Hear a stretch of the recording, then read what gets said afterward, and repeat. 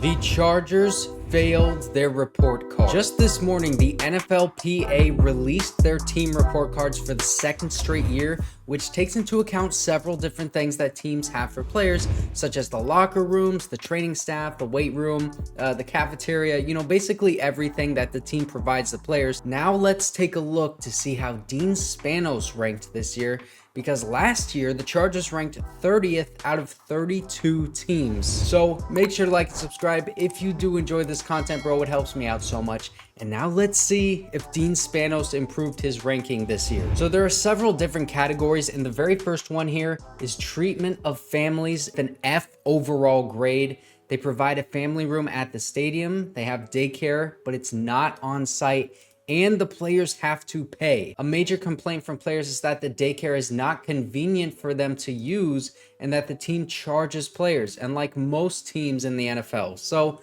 obviously not ideal that the Chargers are charging the players to use their daycare. Plus, it's not on site. We always hear about how the Chargers are a family-run organization. It's Dean Spanos, John Spanos, the Spani. They run that thing like it is a family operation. And if their treatment of families is the 5th worst in the NFL, 27 out of 32, it's not really a good look. Now, the next category is food and cafeteria, where they rank 31st, another F, and they're second worst in the league. They are the worst in the league in food taste and the worst in food freshness. Only 55% of players feel they have enough seating in the cafeteria. That is also worse than the NFL. So who is grading worse than them in the food and cafeteria category if they are the worst in the NFL in these 3 bullet points? Hold on, let me check. Okay, it's the Bengals, and they rank the worst because they only provide 3 meals a day on 1 day every week. And on the weekends, they don't open their cafeteria, even though there are players coming in for extra work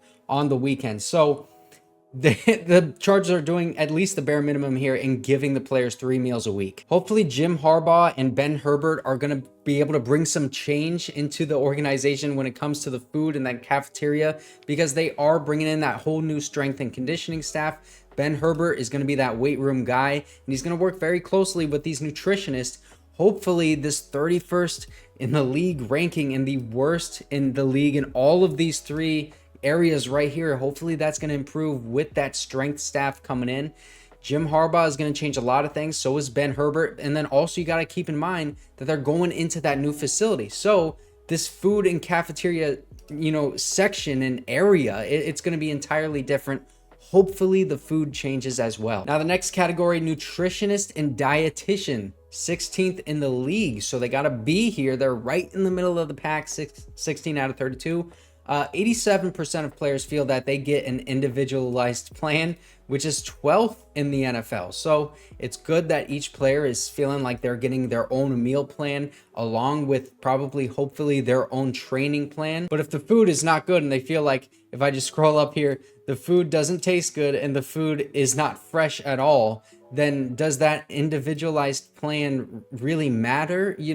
Anyway, let's go next category, locker room, 27th in the NFL. Again, another F. I can't believe that they're ranking so low. Only 57% of players feel like the locker room is big enough, 29th out of 32 in the NFL. 84% of players feel like they have enough room in their individual lockers. Okay, so that's a space within the locker itself. 18th overall, that's not too bad. But again, this locker room, it's going to be entirely different next year because they're going into that new facility. So even though they got an F right here, really, this is just kind of like, don't even grade it because it's not going to matter. Next year, there's going to be whole new locker rooms. Now, the next category is the training room. This is going to be very different again next year when they go into that new facility, but they ranked 30th out of 32. Again, a really bad rating. 86% of players feel like they have enough full-time trainers, 19th in the league. That's not too bad. Obviously, we're going to have a lot more trainers with Ben Herbert. He's really going to change the culture with this team. 88% of players feel like they have enough full-time physical therapists. Only 44% of players feel like they have enough hot tub space, which is 30th in the NFL. Only 56% of players feel like they have enough cold tub space, which is the 2nd worst in the NFL. Okay, I mean, this seems like it's not a big deal. Oh my gosh, they don't have enough space in the hot tub or the cold tub. But when it comes to recovery and you're working out, strenuous as you are as an NFL player, you need to have that recovery in the hot tub and in the cold tub to give your muscles that relaxation, that ability to recover, man. And again, it's going to be a totally new training room, so I don't think this hot tub and cold tub space is going to be an issue in the next one. What we need to look at here is probably improving with the physical therapist and the full-time trainers. And then also let's look at this training staff. This is the next category. They are 26th in the NFL, a C+. They are always so low here. 84% of players feel like they receive enough one-on-one treatment. Players feel that the training staff moderately contributes to their success, and that's very low. Okay, so the training staff, the players just felt like they weren't contributing to the success. They weren't doing much in order to improve them physically. The hire of Ben Herbert is seriously going to be so huge for this team and the training staff. He's going to bring all of those guys from Michigan. I mean, we saw they are already hiring 2 or 3 different guys from Michigan that are just going to be analytics guys in the weight room. So when you're bringing staff like that are just entirely focused on the analytics side of training, then obviously this training staff is going to get a lot better. Jim Harbaugh even said in his introductory press conference that weight room is going to be an all-you-can-eat buffet, and he even went to that new facility. I think he said he went with Ben Herbert, and then they went straight over to a store where they had weight machines, and he picked out specific machines that he wanted the Chargers to buy and put in the weight room. Ben Herbert is going to be a huge addition for this team, because if the players felt like the training staff did not contribute to their success, with Ben Herbert and with all of the investment that Dean Spanos is putting into Jim Harbaugh and all the investment Jim Harbaugh is putting into that weight room and the strength and conditioning staff with Ben Herbert and all of those guys, then they are really trying to develop that training staff and get those players that are on the team to play at their peak physical level. But not only that, but to stay healthy and hopefully be eating the right food that tastes good and is fresh. Now, the next category is weight room. Again, this one doesn't really matter that much because they are going into that new facility, 29th in the league. They're still so low. Players feel like they have average quality equipment in the weight room, 27th overall. Again, that's going to be totally different. Players do not feel they have enough space to train in the weight room. Majority of Chargers players believe their facility is no better than off-site locations where they could train.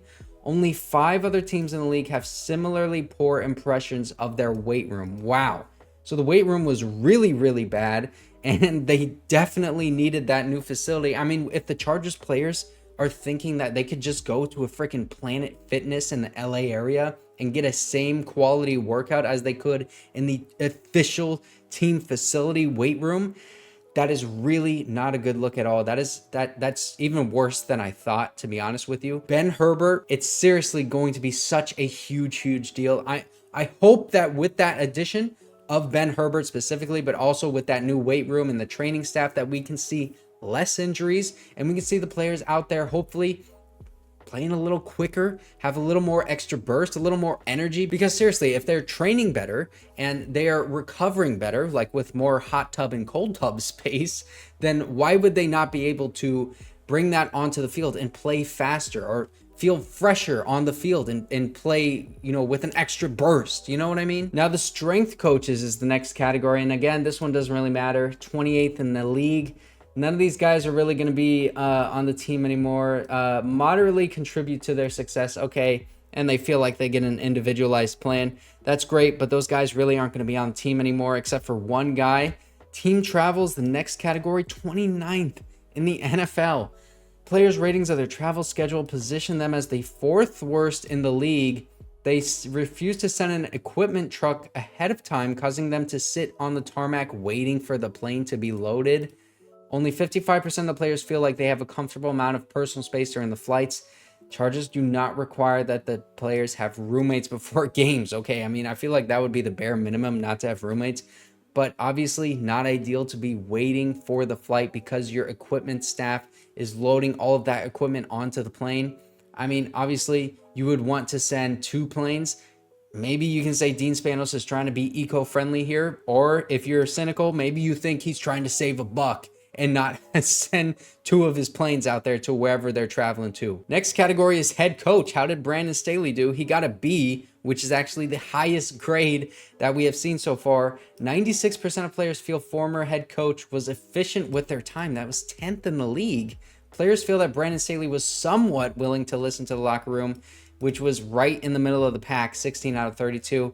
That's interesting because I remember reports of players coming up to Brandon Staley saying, hey, can we just make this defense a little less confusing? Can we dumb it down a little bit so that we can go out there and play faster and it will allow us to play better defense? And Brandon Staley flat out said, no, dude, we're not doing that. We're running my game plan. If you can't run it, you can't see the field. Ownership is the final category. C+, 24th in the NFL.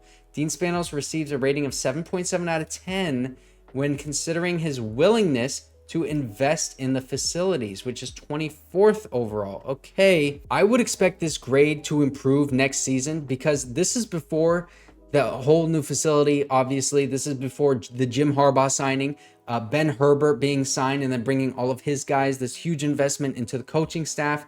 I think that this time next year, we're going to see this go from 24th overall to probably top 10 because he has had a huge investment not only into the facilities, but into the coaching staff and into the training staff, and then also hopefully into the nutrition department and getting some good food and some fresh food in the freaking new cafeteria in El Segundo. So here are all of the categories and the grades that the Chargers got. You can see their rank out of all of the 32 teams, their highest was 16th, which is just middle of the pack, and that was Nutritionist / Dietitian. If you go up here, you can see they were 30th out of 32 teams overall grading.